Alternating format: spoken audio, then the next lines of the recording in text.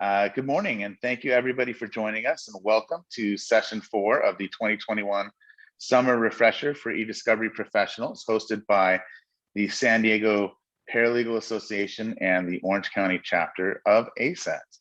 My name is Grady Glover, and I'm your host for this session, and I'm very pleased to introduce our two presenters for this morning. Both are employees of the Los Angeles City Attorney's Office, and we are very pleased to have both Sean Tyler and Kaycie Rosado with us this morning. And good morning to both of you. Good morning. Good morning. Good morning. Well, we're both very excited to have you here, and I know you have a lot to say, so I'm going to go ahead and jump out of the way. Sean, we'll turn it over to you to get started with the PowerPoint. Sure. I'm going to even turn my camera off. If you have any questions, we've got June on general questions. Go ahead and send those to her. We'll try to get to them at the end because we want Sean and Kaycie to have as much time as possible. And without any further ado, unless there's anything else, go ahead and take it away, Sean. Thank you so much for joining us. So it's great to see everybody. Kaycie and I, again, as Grady said, work for the Los Angeles City Attorney's Office. We both work in strategic justice systems and the prosecution technology unit. So I specifically now work for strategic justice systems, which is deals with body-worn technology, but also the case management system and all the associated data. So we'll talk about that as we go along here. Kaycie, do you want to say anything? Well, I work specifically with two of our branches. So I work out of our Pacific and our Harbor branch. I help those two branches with all of their cases. And it's really an honor to be here. So I'm grateful for that. Thank you.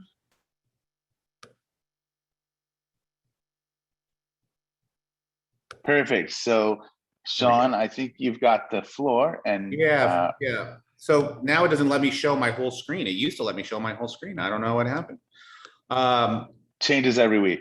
Yeah, I know, right? But we adapt, right? Okay, so what we're going to do is we're going to talk a little bit about body-worn technology in terms of its context.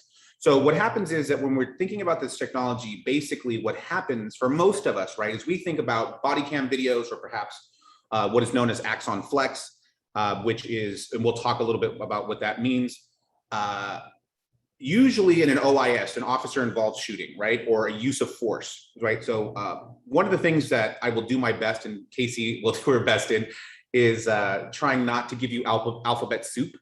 That is one of the things that the LAPD and the city attorney gives you. Everything is it's its own language and its own code. So we'll do our best not to inundate you with that.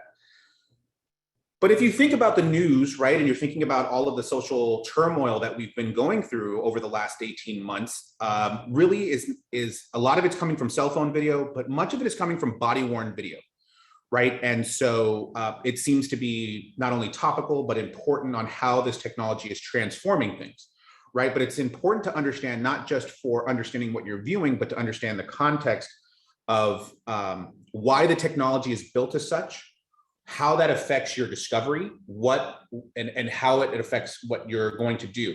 Because what Kaycie and I have a unique perspective on is that we are part of the prosecution technology unit, which means we don't use body-worn technology for public accountability in terms of officer behavior. We're using it as a downstream effect of another intended use, right? So that's why we're going to talk about the history, right? So body-worn technology was introduced to the LAPD in 2015, and it's really a consequence, right, of a consent decree, right? And for those of you that don't know what a consent decree is, right, that's when the United States Department of Justice says, hey, we won't sue you and your municipality, could be a city, a state, a county, or some particular agency. The US DOJ says, listen, we won't sue you if we get into an agreement to fix your bad behavior, right? So you have to remember that the city of Los Angeles, and specifically the LAPD, was under a consent decree for just over a decade, right?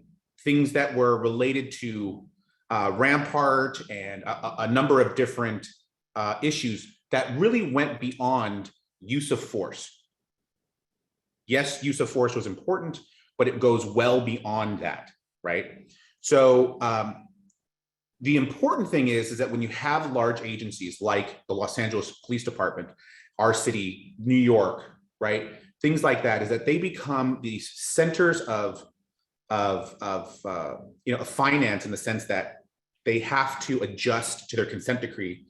And so they have to buy things in order to meet that consent decree. And then that helps be a generator of innovation and of technology, because now the demand is changing, right? Because now that they've been introduced to these things. So the technology is actually fairly new. It was introduced to the city of Los Angeles in 2015. So we're only 6 years out, right? In technology that does move fast, and we'll talk about what that means exactly. So when you have this, the reason that this is important is because cameras were created for officer accountability, for transparency, right? In order to meet things like a consent decree. So they're the intended customer. But Kaycie and I work in a prosecution agency, which means we are a downstream customer.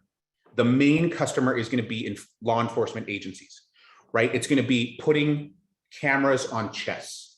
And the reason that this is important is because it's going to inform so many things where down the road of why is the technology built that way?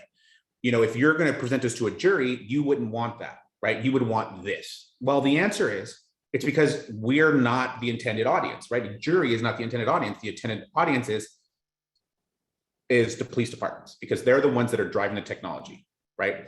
So what it does is it presents challenges to people like Kaycie and I, dealing with discovery, dealing with the technology, explaining the technology, because there's so many of these things that are more involved than you realize.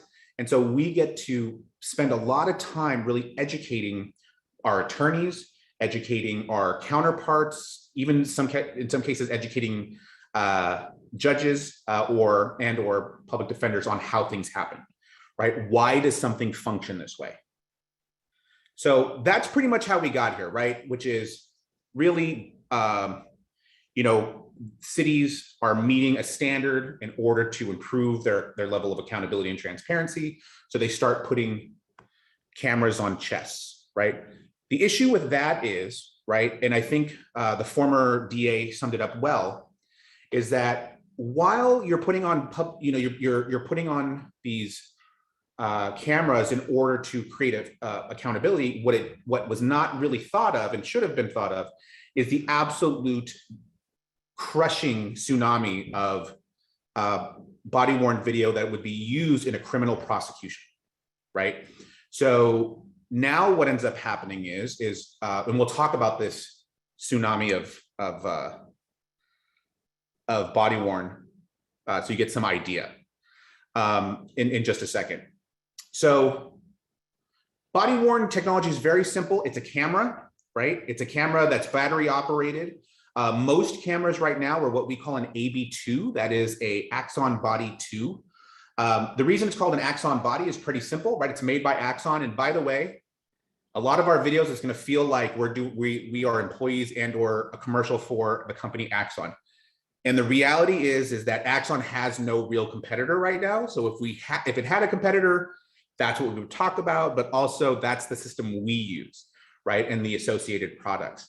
It's sort of like Apple has Microsoft, Coke has Pepsi, but right now Axon has nobody. It's just them. And so these cameras are placed on chests, and the technology is pretty simple, right? It's a 2 terabyte solid state drive attached to a fisheye lens, which gives you about 135 degrees of viewable space, right? So what that means, it's a fisheye, it's a curvature, right? That curvature is also helpful when we're talking about light induction, when we're thinking about night filming and things like that. Has all kinds of, the only problem is it does cause some distortion. It's a very simple, reliable machine. We'll talk more about the new technology, which is being phased in now, which is the Axon Body 3, which is much more technologically advanced. Those you're actually seeing on the streets now. A lot of our videos coming in are what we call AB3s, okay?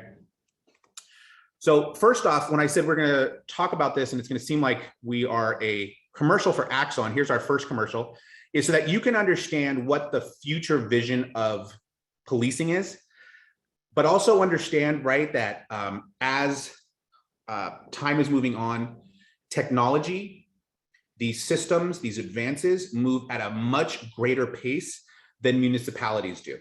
Okay, like an internal joke, and people use it, and sometimes it's not a joke, is what we call city time, right?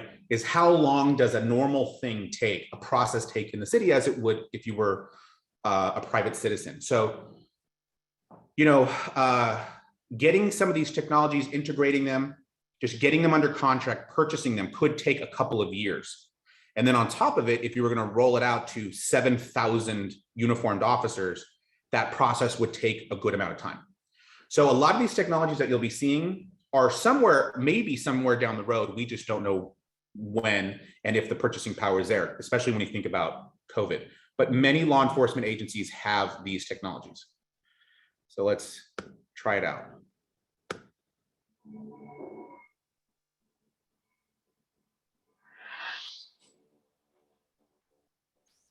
Dispatched all available units. Oh, Active we can't domestic, see it. 756 East Maple Correct. Street. Sean, we're just seeing your PowerPoint. Oh, hold on, sorry that. You know what it is? It's this, hold on one sec, sorry.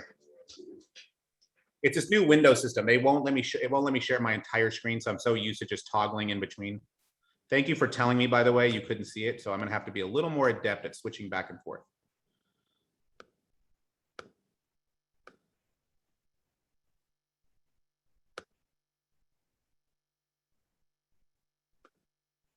How about now?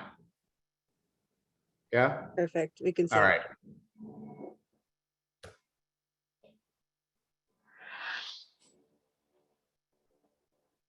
Dispatched all available units. Active domestic, 756 East Maple Street.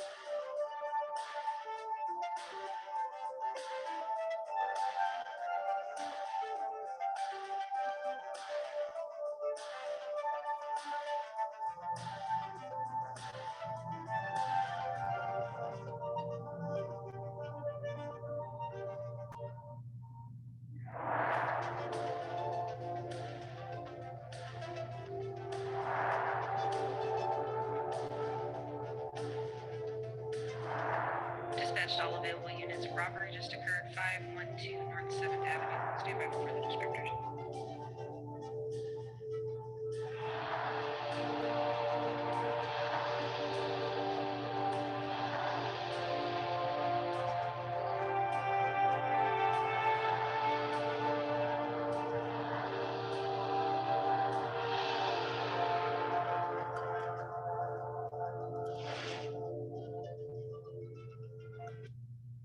Okay, so as you can see, right, very it's a good little promo video, but there's some things here that we're going to talk about later on after we get past the basics of just body worn technology, of the most essential portion of body-worn technology.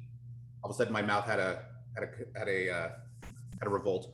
Body-worn technology is the heart of what we're going to be looking at, plus the discovery issues that go along with that. Later on, what we're going to do is we're going to talk about some of the technology you saw here, right? Which is like we saw the Axon Flex, we saw sidearm signal. What they didn't talk about, but it's integrated into this video, is Axon Fleet. There's also Axon Air now, which is our drones. There's, you know, they have a bunch of new systems like that they've been purchasing, like the automatic license plate readers that are going up in all sorts of neighborhoods. So these are all sort of these technologies that are going to be integrated. So we'll talk about some of those as we get. One of the big ones that was not mentioned in here is actually what we call Axon Citizen, which is a great tool, creates some very specific discovery problems. Real quick, I'll show you this cute little video from, it's the Axon stress test, so you can see what an Axon Body 2 looks like and the level of engineering they do, but it's also, I think, kind of funny, so it always helps us understand the technology a little more. Police work doesn't happen in a lab. So when our best and brightest went to test our latest body cameras, they worked hard to simulate what police encounter in the real world. We tested for police in Portland, Oregon.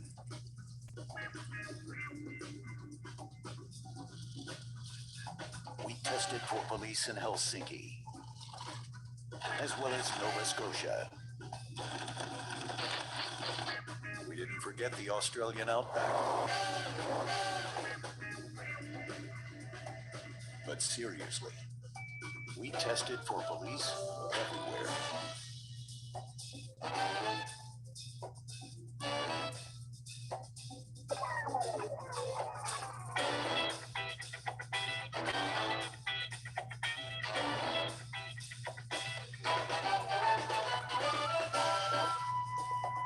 Police need to be resilient, and so do our body cameras. Axon Body Worn Camera 2, because it's tough out there. Okay, so part of the reason I showed that is because I have to switch back and forth, so that also makes it easier on us. So the Axon Body 2 is the predominant camera that's used around the country right now, actually around the world. And so, oops, why is it doing that? It's trying to go into the next thing. So,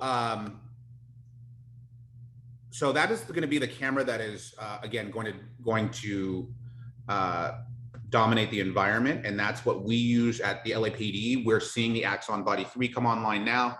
And so we're going to talk about the size and scope of what that really means and what is being recorded out of these cameras. I can make our jump back and forth. Let's see. So a couple of things to know about the city of Los Angeles, right? It's a very large city. The way to think of it is that it's comparable to Paris or New York. Now, one of the things that you have to know about New York, right, is that the size of our police force is about 10,000 officers, which we would consider sworn officers, right? And there's about 7,000 uniformed officers.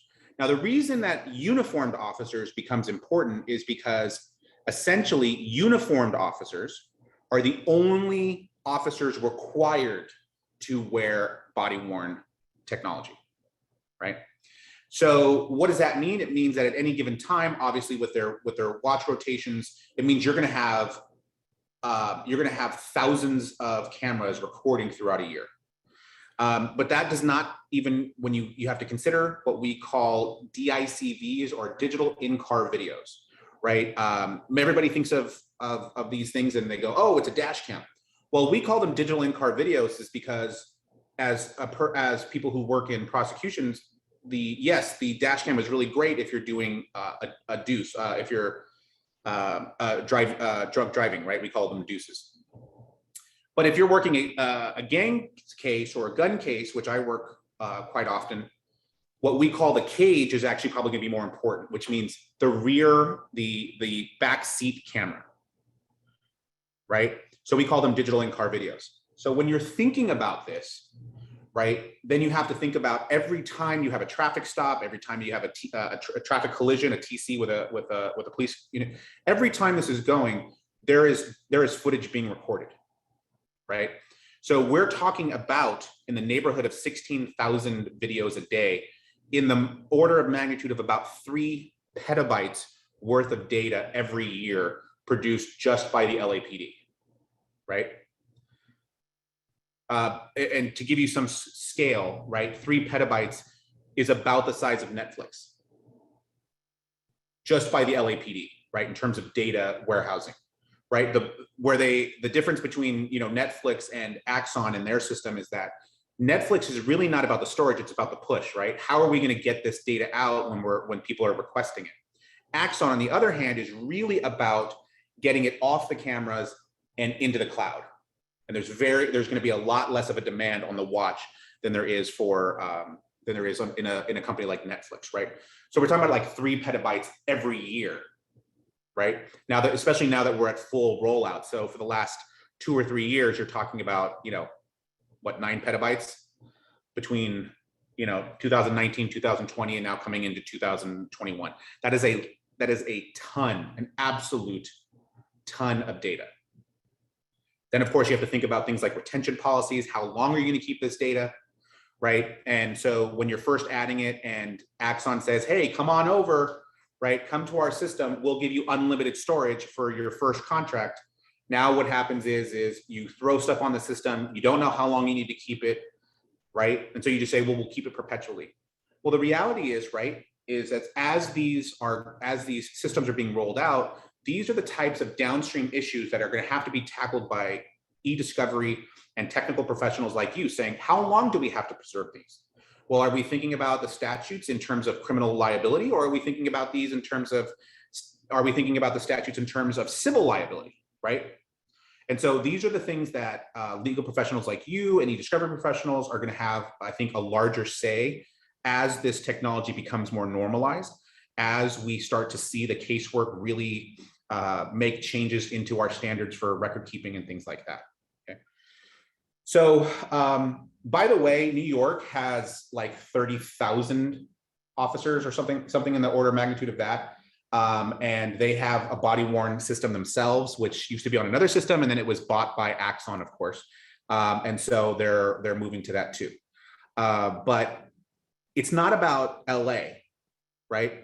LAPD is actually pretty small when considering that the Los Angeles Sheriff's Department the sheriffs are about twice the size of us, and they're now rolling out their body worn technology. So there's going to be plenty of jobs for people like you who like this stuff. There's going to be plenty of that in the near future.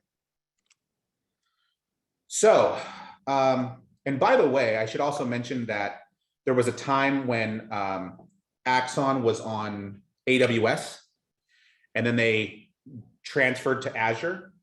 And in doing so, at the time, they claimed that it was the largest transfer of information in human history. I don't know that to be true, so don't quote me on that. Okay. So one of the things that we need to find, or we should talk about, is when we're thinking about the basics of body worn, especially for those of you that are watching some of these really tragic things that we see on TV, and in some cases not just tragic but criminal, right? Is why is it recorded? Why did they turn on there? Why didn't they turn on? Why doesn't the sound work? What's going on here? So we're going to clear up some of these things. The guiding light for body worn procedure for the LAPD, it's a publicly available document. You can go and find it yourself. It's called Special Order 12. Okay, Special Order 12, and it's the guiding light. So the first thing is when can a officer, when should they record? And the answer is really basically anytime you're dealing with the public, or if there's basically anytime you're dealing with the public, or if there's going to be any type of investigation or enforcement activity, right? So that they give them a really wide berth. Basically what they're saying is, when in doubt, turn on. Is that what happens? That may be a different story, right? So then there's, you think about, when is their discretion? When does an officer say, well, maybe I shouldn't, right? And this is the discretion portion, which I think now gets people into trouble and causes questions when people start using discretion. And quite frankly, and Kaycie, I'm sure you can give your thoughts on this, but juries really expect to see body-worn video. If there's the lack of body-worn video, the lack of witness statements and things like that usually is more of a red flag than actually having the video. They want to go, why didn't you have it? Why did you turn off? There's an immediate skepticism as to why there isn't something. And it becomes very difficult, I think, for juries to sort of reconcile that, okay? So there are some issues here that you should think about, like for enforcement, when you're talking about, victim refusals, which happens a lot in DV cases. The flip side of that, right, is in DV cases,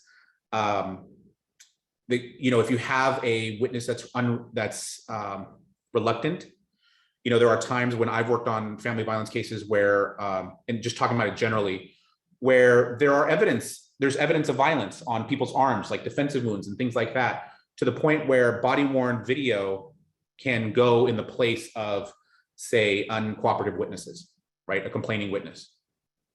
So these are some of the things that body-worn is really helpful with, but it does have some discretion, right? So when we're thinking about, if you'll notice, it talks about discretion with rape treatment centers, healthcare facilities. People are trying to get dying declarations on cameras. That always puts them at odds with what people think is HIPAA. It puts them at odds with the charge nurse who maybe want the area cleared, and here you have an officer trying to record things. So it becomes a little bit of a difficult situation, right? And so there is some discretion. Officers just have to use their best judgment, do the best they can. And I know everybody's probably wishing and hoping for a better answer, but sometimes that's just all it is. You just have to use discretion, best judgments. Kaycie, it looks like you want to. And I think, I wanted to hop in really quick and say, I think another place where it really is beneficial, like you were mentioning, especially in a DV case, right? So you might have a witness or victim who at the initial incident, super cooperative, wants to be a part of this, gives all this information, and then come time for trial, they're like, nope, didn't happen. I don't know what you're talking about. I don't want to cooperate. Benefit is if the button was pressed, right? If it was recorded, now we have that and it can be used if, after the prosecutors and the defense attorneys fight it out, right, in court. But it helps us in the end, because it's really hard when, many people already know this, when you have a victim or a witness that just decides that they no longer want to cooperate with us. Sometimes that'll just take our whole case away. So the other thing is when should we not record? And this is, again, just basic common sense, right? You shouldn't do it during briefings. You shouldn't do it in locker rooms, restrooms, et cetera, et cetera. Okay. So let's talk about the actual technology when we're recording, okay? Right, so any investigative or enforcement activity, right, or interaction. So the first thing is that your AB2, when you saw the picture of the buttons that was being pressed 1,000 times, it's a big round button, right? It's the largest thing on the camera. It's larger than the camera itself, is the on button, okay? It's a large button, and essentially you're going to click it to turn it on. Now, what's happening though, is before you click that button, we have what's called the buffer. Now, the buffer means that the camera is always running. These cameras are always running, okay? They're always, whenever they're always on and they're always recording. What's different about this when we talk about eDiscovery is that the buffer is a setting that is dictated by your law enforcement agency. They get to decide how long the buffer is. The maximum buffer, which is what LAPD uses, is 2 minutes. And what that means is the camera is going to run, it's going to be recording, and it's going to be recording without sound, right? Because if you're in the car and you're talking and something happens, what you don't want to do is catch personal information, right? So it gives officers and members of the public at least a tiny bit of privacy, right? But it's still capturing. When you turn on, right, the last 2 minutes are captured on the camera without sound, and then it starts to immediately record with sound. So when we're watching a video, our videos 9 times out of 10 start with a steering wheel. right? We see a steering wheel well like this, and we know, okay, in the buffer, right?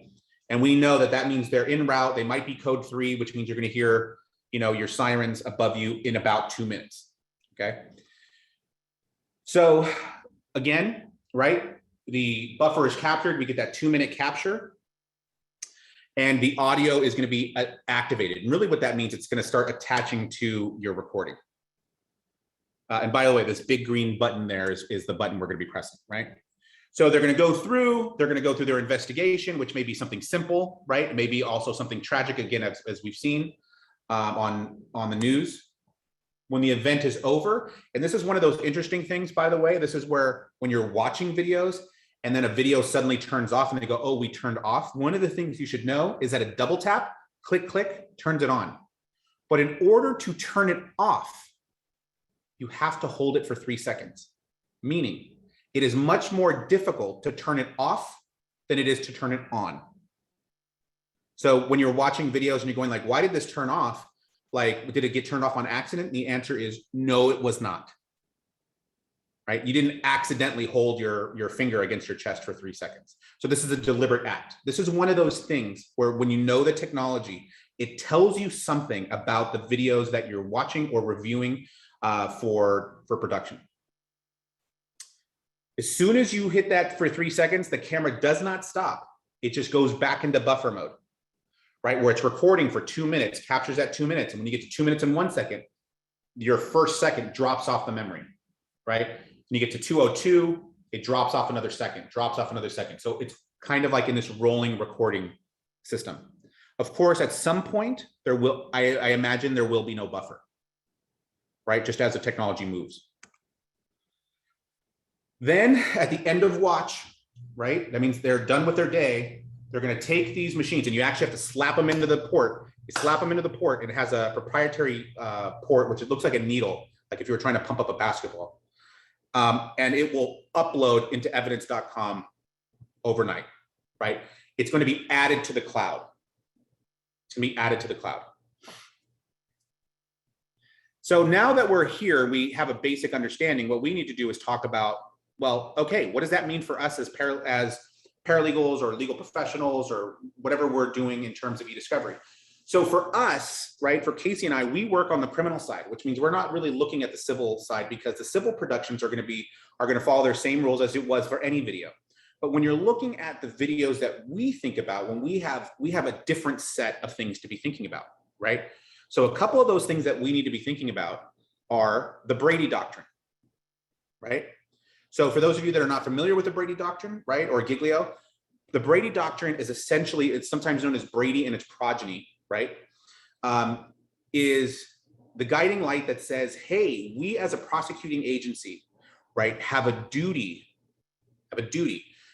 for, in due process, to turn over evidence, right, to the prosecution, and to not turn something over, whether by and by the way, they call it suppression, the suppression of evidence, even if it's not deliberate, right? It doesn't have to be an active behavior.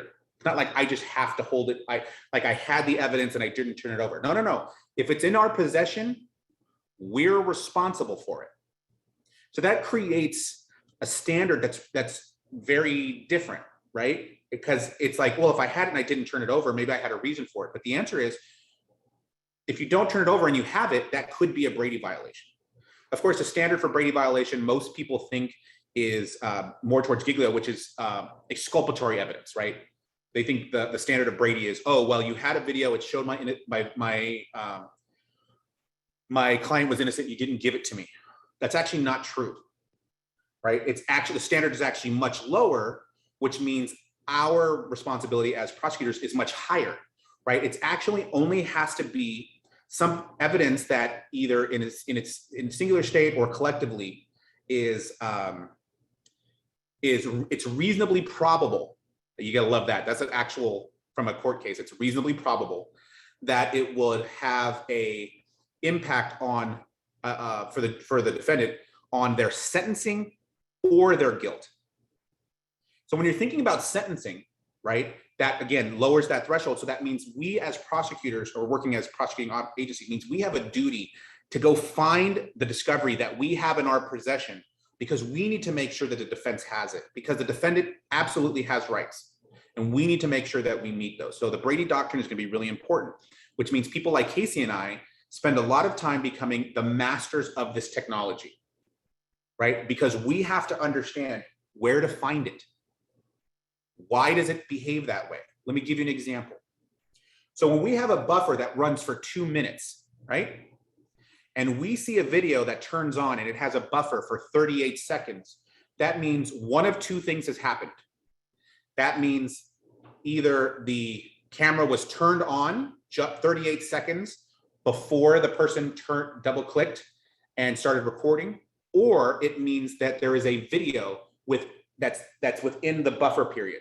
So that means I should have had a video that was just before it. So what it signals to us is we need to go find it, right? Or we need to figure, and if it's not there, then we're gonna have to guess that the officer just turned on and then started recording 38 seconds later.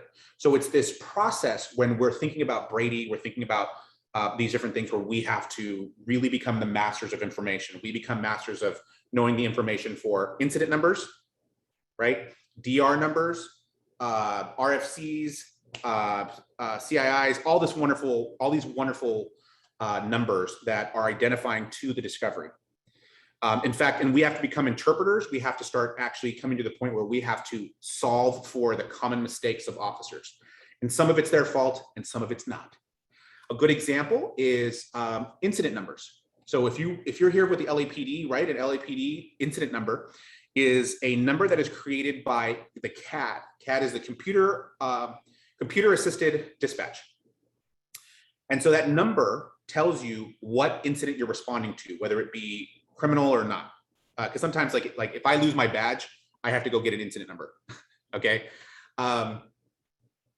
And what happened is that they had a number, it was 12 digits long, and then the LAPD decided to replace their CAD system basically en masse at one time, and they bought it off the shelf.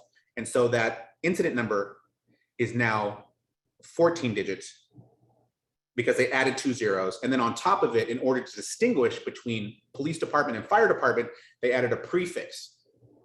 So it means when we're looking for data, the problem is that these are many of the legacy systems that exist in LAPD all run off a 12-digit number and cannot be changed without moving heaven and earth. So they tell all the officers, chop off the PD, chop off the 2 middle zeros, and slap that number in the system.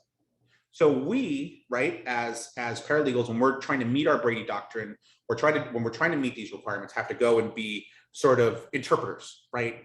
Did they use 14 numbers? Did they use a 16 number or a 16 digit, right, which is the prefix? And so we have to go through this investigative process to, again, always making sure that we're meeting our responsibilities. But as we're meeting our responsibilities, we have other responsibilities, right? Where we ourselves have to think about, well, what about Megan's Law, right? What about victims' rights? So when we talk, okay, we have our defendants' rights, right? When we're thinking about Brady, but then on the other side, we're also going to think about the rights of victims, right? Which is built into the California Constitution. We also need to be thinking about the code sections that really drive this, which is going to be PC 1054. And by the way, like we hear about it all the time. Like I can't tell you how many times I hear about 1054, because that essentially is the code that's going to drive criminal discovery. It's actually pretty short. And most of your prosecutors will have 1054 basically tattooed into their brains, okay? Then we have a couple of other codes that tell us that, like, you know, the PC tells us what's PII and, you know, what reasonable steps we should be taking as prosecuting agencies to protect people's identities for safety, things like that. So what it means is, right, if we have a complaining witness in a gang case, like a gang enhancement case, is do we want everybody's face shown? Well, probably, most likely. But then the question is that when they're filling out an FI card, right, a field card, and they give their address, do we necessarily want the defendant to have that? Right? Do we necessarily want them? And so then the question is do we want them to have it? And then what are they entitled to? Right? Because in the FI cards, they ask you, where do you work? right? This creates dangers, and there actually are stories about where things have been turned over and people have been put in danger. So our office is going to go through the process of saying, hey, if we have a sensitive enough case, we may need to redact things, either by sound or by video, and that's what Kaycie's going to talk to you about in just like 2 seconds. Okay. And so these are the things that we're going to think about for our criminal criminal discovery. And once we know that we're in line with those, then we are going to share our discovery. Now, our discovery is shared on a system called Evidencecom. Evidencecom is essentially a one-stop shop for prosecution. That means your cameras get slapped in at a station, it uploads to the cloud, right? It stays on their instance. And so what that means is LAPDs is going to be lapd.evidence.com. We're the city attorney, so we're laca.evidence.com. And so it goes through this process of sharing the evidence to us through authenticated means, which means we're going to get certain levels of metadata, we're going to get all kinds of stuff, and then we can finally work with it. And so Kaycie's going to talk to you about evidence.com and what those purposes are, and what those are helpful for. Yes, evidence.com. It really is. I mean, Sean put it perfectly. It's a one-stop shop. So within evidence.com, that's where everything that I use, everything that Sean used a little bit more, but typically our paralegals will all use this one platform. That's where we get the videos. I'm glad that Sean mentioned like the lapd.evidence.com versus laca.evidence.com, because it allows me to explain the process. So when LAPD, when they dock those cameras and it goes, up into the cloud, well, it's on their system. So when it comes time to prosecute, we need to get it on our system. So we have a process. Typically, it's a form that we fill out that allows us to request from they have liaisons in our office. So we can request from the liaisons to send us or to share the body worn video with our agency, which gives us access. What it does is it basically creates a mirrored copy of that case. So the officers, the liaisons will go in, they'll sort of do the grunt work, right? They'll, like Sean mentioned with the incident numbers and the CAD system, they'll compile all the videos that they can find. And then it's up to us really, as we watch all of those, we'll determine whether there's something missing. Sometimes we have too much, because again, when you're dealing with a 12-digit system, but you've got 14 digits, 16, digits, whatever, it does sort of create a margin of error, if you will. So we do end up with that margin of error, and we do take care of that. But that is how we're actually able to access the videos from LAPD, which means that we can't see everything that they upload. And it's kind of really important to point that out, because I think sometimes there's like this thought that once it's up there, everyone that's in evidence.com can see it, and that's just not the case. So again, evidence.com is where it's at. So after we request it, I can go in and I can look up the case. We typically search by using the case number, which is the incident number, and that creates a case in evidence.com. And that's how I'll be able to view everything and make my redactions. And I'll talk more about the Redaction Studio. I think it's like the next slide. We are able to additionally now, we in our office can upload documents to evidence.com. So we can have everything for a case in evidence.com. We have police reports uploaded, photos, anything that you can think of. From the outside, we know now that 911 Communications is able to upload the 911 calls, so we have access to those. The DICVs, which are not a part, we don't use Axon Fleet yet, so the DICV is actually completely separate software, so that still has to be uploaded. So someone has to go pick up a disk and upload it into evidence.com, which at this point seems so archaic, which is funny, but that's where we're at still. The last that I heard, the contract that LAPD had with the DICV company they were using was coming to an end, I think maybe last year or this year. And it was up in the air as to whether or not they would choose to contract with Axon Fleet for that. But even if they did, that whole rollout process takes a lot of time. Like Sean mentioned before, even when it came to the body-worn cameras, it was not an overnight thing. I think it took them about 2 to 3 years to roll out the body-worn cameras to all the officers. And we were actually really fortunate to be present at the last rollout at, I believe it was Foothill Division. So we got to see that whole process. Also, Sean briefly touched on it, and I'll touch on it a little bit because I know we're going to talk about it later. Axon Citizen. So a nice thing about that is if I witnessed a crime happen, right, and I was like, oh, officer, I took a picture, it's on my phone, or I'd have a video, it's on my phone. He can send me a link, and I can upload that evidence straight from my smartphone to evidence.com, and it'll attach itself using the incident number. So again, just there's so much that you can do in evidence.com that allows us to properly manage our cases. So this is our case management system. What else? Is there anything else I want to cover? I think I'm good here. Sean, if you want to go to the other slide, or if you wanted to add anything in there. Okay, so the capabilities and features. I think I've talked about a little bit of this already, but again, it's our electrically stored information management tool focused on media files and not documents. So while it is media, the media is the primary source of evidence.com, we do upload our documents. And I think that really was something that we implemented after with the whole pandemic. It was just easier to sort of upload documents. Those who were in office, have them upload the documents, and then anyone who needed to access it was able to access it just a lot quicker. It made things much more simple. I guess I'll give a little bit of background. So like for myself, when I'm working, 2 years ago, I would have a stack of cases on my desk. I didn't really need them, but it was there for me to be able to like kind of keep track of my workload and what I was doing. Since the pandemic, and even really before that, I've never had to take a case home. All I need for myself to do the work that I have to do is the incident number, the DR number, and the city attorney case number, just in case I can't find it in evidence.com, because like Sean said, sometimes with the numbers, one digit off will really make it hard. You have to go in there and like search the fine-tooth comb. So now I don't have to do that. I don't have to take anything home. That's one of the probably one of my favorite things about evidence.com is it really is like a paper free. I don't have to worry about that. We don't have to worry about losing files, missing files, misplaced files. It's just we can access everything we need to within the system. Some of the features that evidence.com has and that are on those body cameras is the GPS enabled. So if I remember correctly, the GPS only works if they're using their handheld viewing device, which is a Samsung smartphone. But for the sake of using the technical term, handheld viewing device.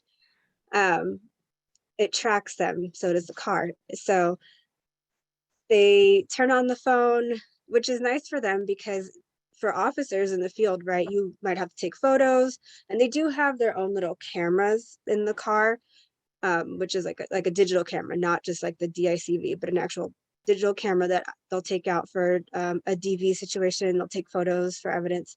They can also use that handheld viewing device to do the same. And by using that, it uploads it automatically into evidence.com.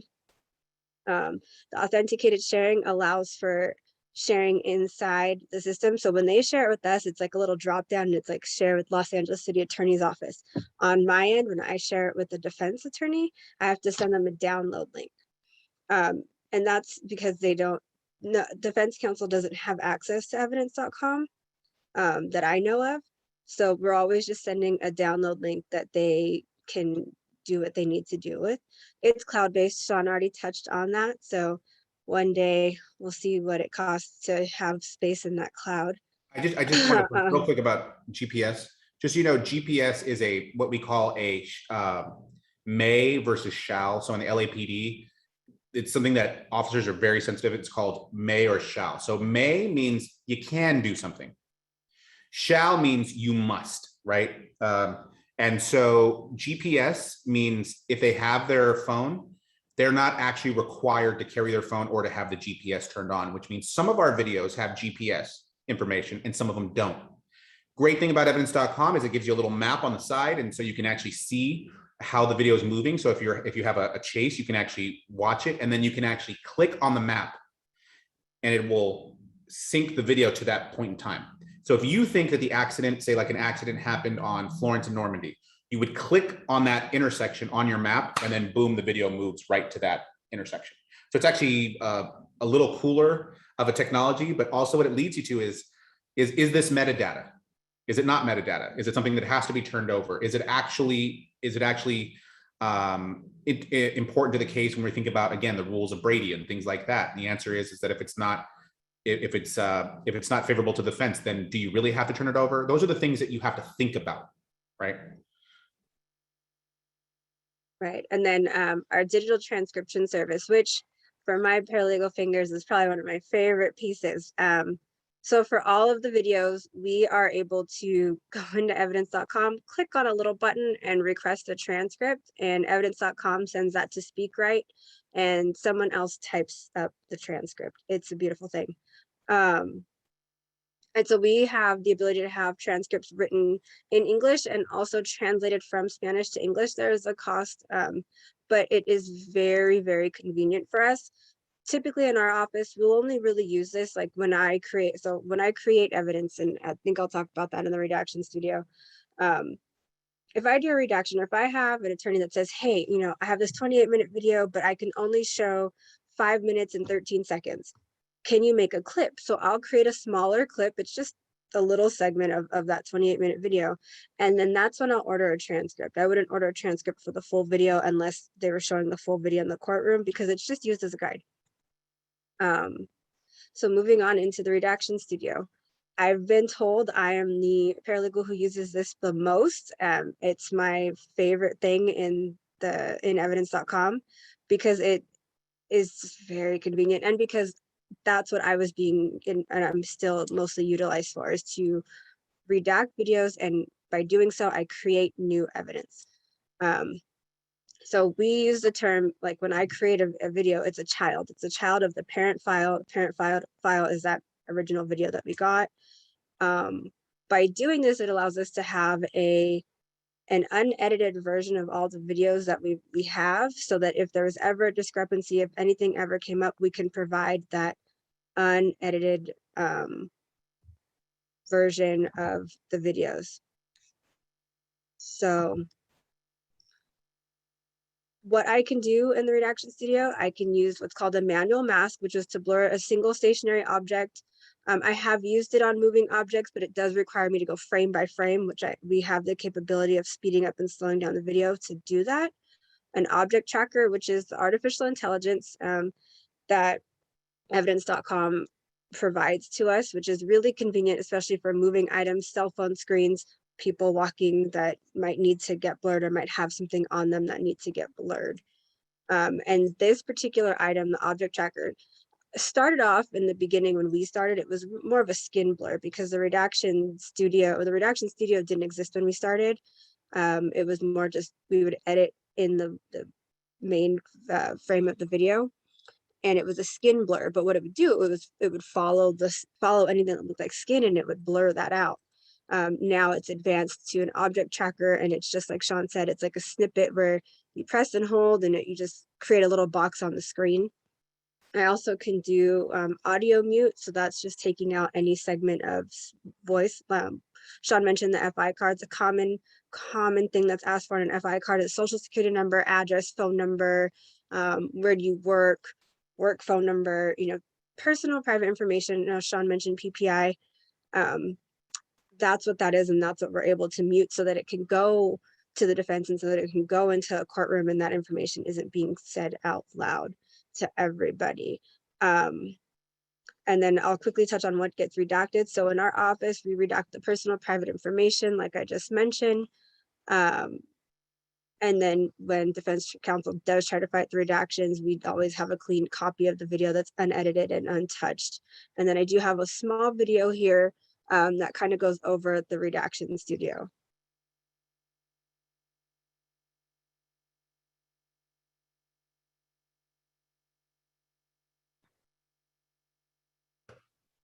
Just give us a second while we switch screens. Yeah, sorry about that. It's a new thing, so let me get to it. Sorry about that.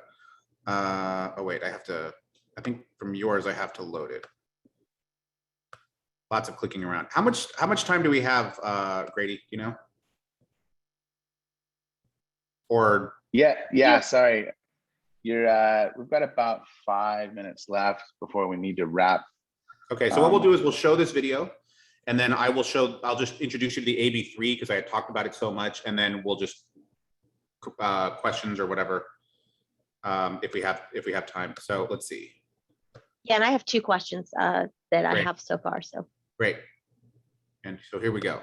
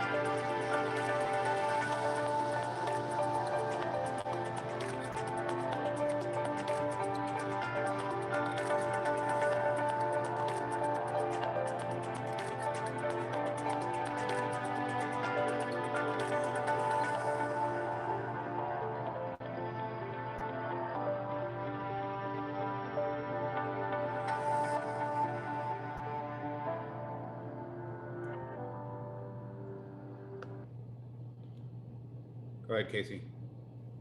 Watching that was just so funny. So you noticed it said in there, redact while you watch. It totally reminded me that when we started this process, we were reviewing the video and then taking notes on a piece of paper or on, Microsoft, Google Docs about where we wanted to make a redaction. And then we'd have to go back into the video to make the redaction.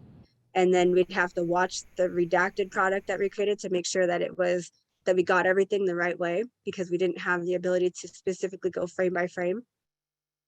So it was a much more tedious process than it is today. And that was a nice little reminder of that for me. Yeah, and I just want to throw in here that we were actually beta testers for the other artificial intelligence that they're working on. So the first one was facial recognition, where we could actually go into the studio. If say I wanted to remove one person's face from an entire video, I would locate the best version of their face. And it actually does it from a side profile too. The AI is actually pretty smart. You put a box around it and it will search the entire video and say, we think this is who this person is, and it will redact their face. Sort of like when if you're in Google Photos and it says, is this Kaycie? Is this Sean? Right? It's the same idea. It also does license plate reader, where it'll go through an entire video and remove all of the license plates. Because maybe you have the license plate of a confidential informant, right? Or something like that. So those are some of the cool AIs we've been able to help with Axon. And I think another thing that's important to point out is it's really one of the things that I really have enjoyed about working with the city attorney's office and working with Axon is that we work with Axon. They've come, we've met with them, we've given them feedback on things that we should change. I'd love to tote about how I had requested a speed up function in the Redaction Studio, because sometimes I didn't need to watch some of the fluff that was in the video. I just needed to get past it. And eventually they added it. So there's a lot of great things about Axon that we really do enjoy. Yeah, they're pretty responsive, and because we're now because cases take a long time, now they're starting to understand some of the things that we do. So we had planned on showing you a lot of different technology. Just a couple of things real quick. So Axon Citizen is, what's interesting about that, it's actually a data collection system for citizenry, but it can be used for anybody. But what happens is that if you're working in a prosecution agency, you don't want to be part of the chain of custody, right? You don't want to have to insert yourself as a witness. So it's really great to use Axon Citizen, because you can go into the system and you can send a text message directly to whoever is holding the information. So it sends a text message or an email, and they can upload from their computer or from their tablet or from their phone. It's really useful, especially when you're thinking about some of the incidents that may have lots of people. It's actually a technology that was created after the Boston bombing, the marathon bombing, because basically what they were doing is that there was this call for data, and there wasn't a really centralized way to do that. And so Axon Citizen was is their way of responding to that, because you can literally put a link on a Twitter and people can upload their videos, their cell phones, their pictures, and things like that to help in some of these situations. So let's show you the Axon Body 3 real quick, because I did promise you that, and that is becoming the predominant camera that we're seeing. And you'll see that some of the challenges it presents, like integrated, it actually has built-in artificial intelligence now. So I always like to tell people, we always think about the future, and one day the future, well, the future is here. There's now artificial intelligence built in to the cameras that are going around on the chests of cameras. And I think these are like a couple of $100 a piece. They're not expensive technology.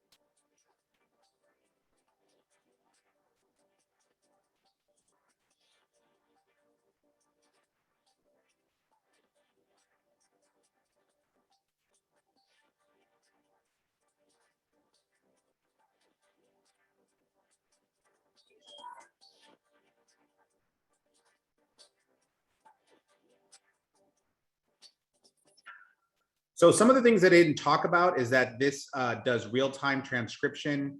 It has a bunch of other things that are built into it. One of the things that you saw when it's talking about awareness is because it actually does gunshot recognition. So for example, right, the signature of a gunshot, right, has a certain sound pattern. And so the artificial intelligence can actually recognize a fired gun. And if you have, you know, their associated technologies, right, which is like if you have their car, if you have their some of these other technologies, then the integrated technology allows, when it hears a gunshot, to communicate it to the car, and that car will communicate it to your dispatch.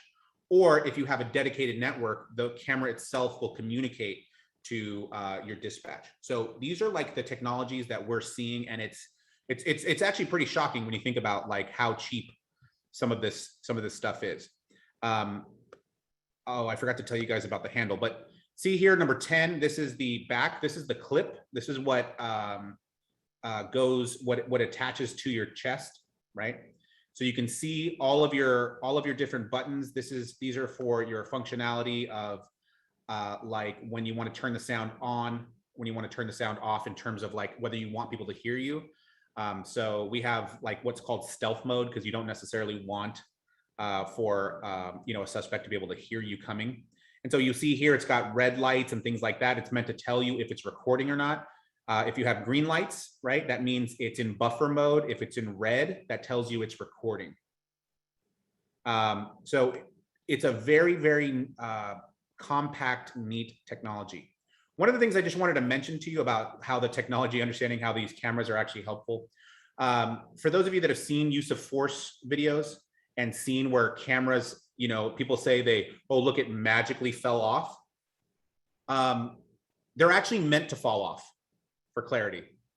There was a use of force incident here in Los Angeles where there was a struggle in a bathroom, and the camera came off, and then people were questioning whether or not they took it off.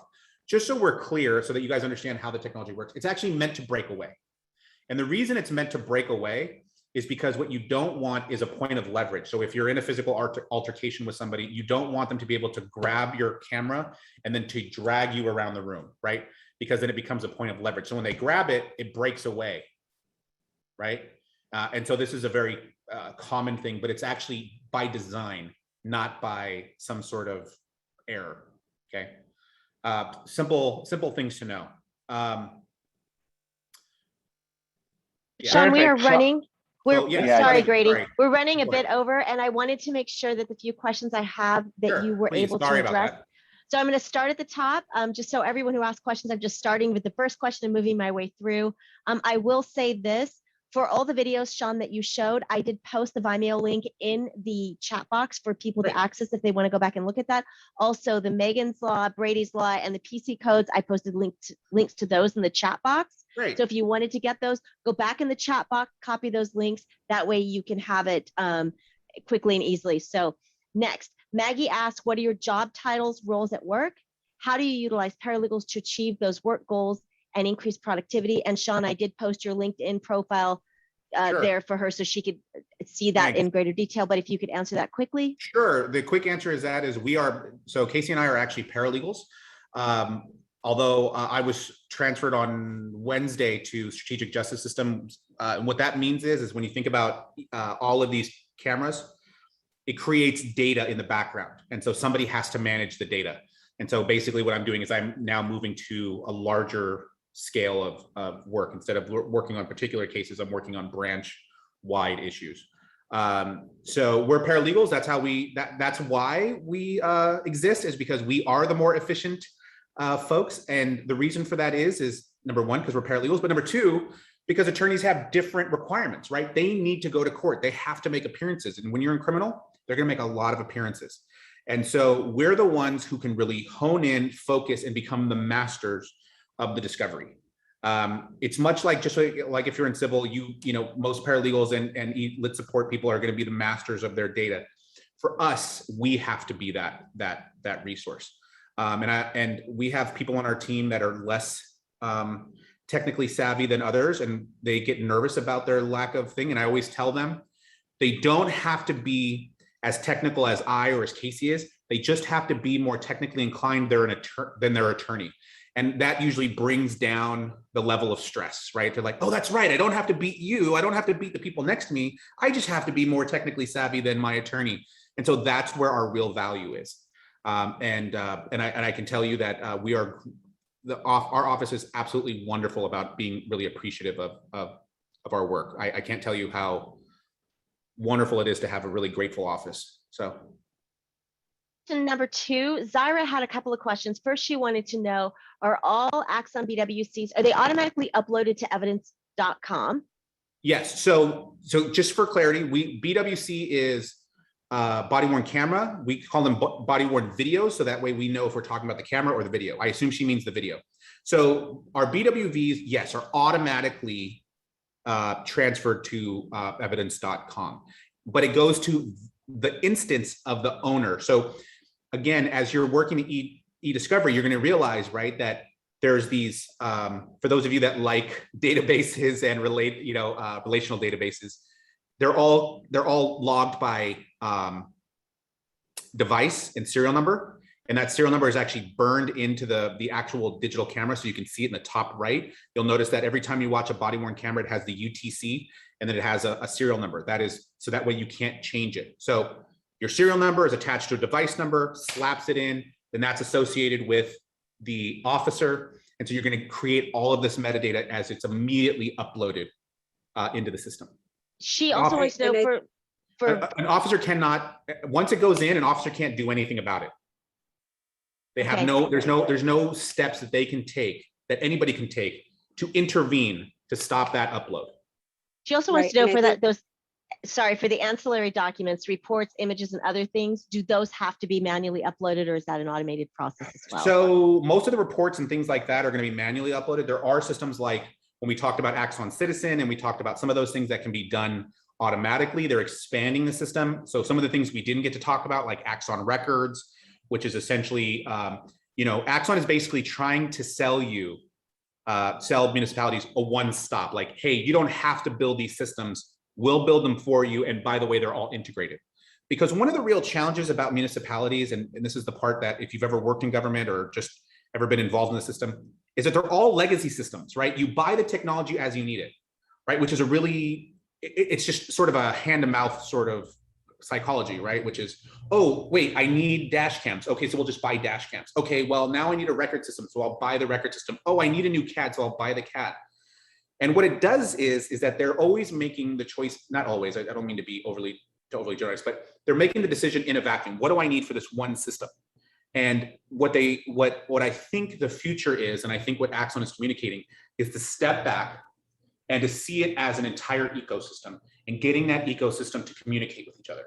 That's where the future is. And I think that's where you're seeing this go. And quite frankly, what it means is that for people who are like us and are eDiscovery nerds and data nerds, there are plenty of jobs that are being created in there. Kaycie and I just happen to be extraordinarily lucky in that we got in the front door when this started.